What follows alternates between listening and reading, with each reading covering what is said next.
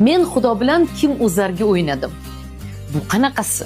Qanaqasiga Xudo bilan kim o'zarga o'ynash mumkin deb so'rab. Shunchaki men Xudoga aytdim: "Ey Xudo, bilasanmi, men sendan ko'proq odamlarga yaxshilik qila olaman" dedim.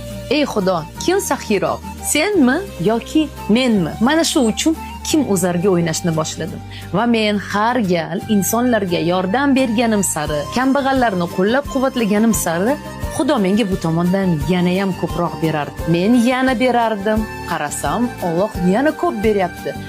Yo'q dedim, men baribir yutishim kerak. Baribir bu bahsda men g'olib bo'lishim kerak dedim-da, hammaga yordam berishni boshladim. Tinmadim. Hali uy olib berdim, hali mashina olib berdim, hali birinchi startap uchun pul berdim, beraverdim, qo'llab-quvvatlayverdim deb. Shunda boyagi savol bergan inson so'rabdi: "Xo'sh, natijada nima bo'ldi?" deganda, "Natijani ko'rib turibsiz.